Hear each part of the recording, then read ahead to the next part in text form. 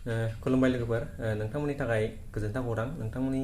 जेनाखि ITI एडमिशननि थाखाय नेनानै दंमोन जायफोरा ITI एडमिशन लानो होननानै नेनानै दं इलेक्ट्रिशियान फिटार बिदिनो डिजेल मेकानिक गुबुन गुबुन ट्रेडआव जायफोरा थांनो गोसो जानानै दं आरोना नोंथांमोननि थाखाय गोजोनथाव खौराङा फैबाय लोगोफोर दा नोंथांमोननि जेनाखि एडमिशन बे एडमिशना थाबैनो जासिगोन लोगोफोर थाबैनो जाथारसिगोन माने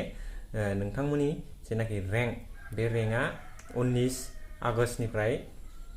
नोंथांमोना गाव गावनि मबाइलाव नुसिगोन आरोना लोगोफोर नोंथांमोना गाव गावनि जेनाखि आइडि दंना बै रेजिस्टार खालामनायाव आइडि जे मोन्दों बे आइडिजोंहाय नोंथांमोना लगइन खालामनानैहाय गाव गावनि रेंकखौ नायबानो जाबाय आरो नोंथांमोना बबे ट्रेडआवहाय मोनो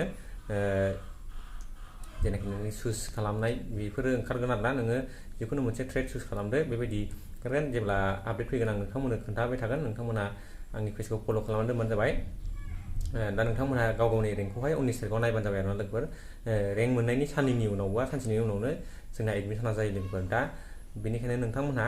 फैसाखौ एकदम रेडि खालामना दोनखा लोगोफोर फैसाया जाहैबाय जोंना एडमिशननि थाखाय 1850 आरो जेनेबा आइ कार्डनि 100 बिदिनो एसे एनै फिस जेनेबा थायोबा अबावबा एसे थायो नालाय अबावबा थाया दा जेरावहाय जेबो दस्रा एक्सेस फिस गैयाबा 1850 जोंनो जागोन जुदि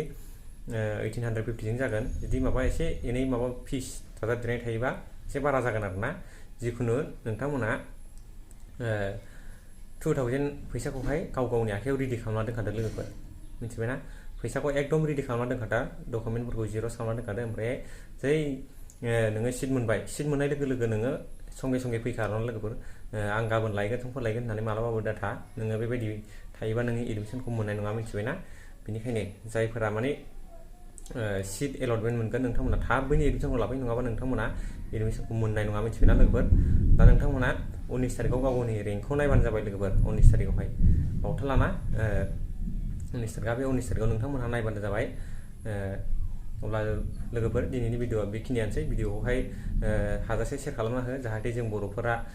एडमिशन मोनजोबो आरोना बयबो मिन्थिजोबनानै नङाबा थालांगोन सोरबा सोरबा लोगोफोर ओंखायनो भिडिअखौ अननानै बयबो जायनो नायो बेनो शेयार खालामनानै होबानो जाबाय लोगोफोर बे जोंनि थाखाय बिराद गोनांथिथार आरोना लोगोफोर ITI लाथारनांसिगौ जों माने बयबो जोङो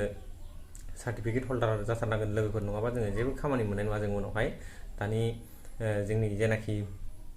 मुगाया बेनोसै लोगोफोर जेरावबो ITI बिनाय माने ITI सार्टिफिकेटखौ नांथारसिगौ आरोना लोगोफोर मेन्डेटरि होननाय बायदिसो जाहैबाय दा ITI NCC बेफोरखौ जों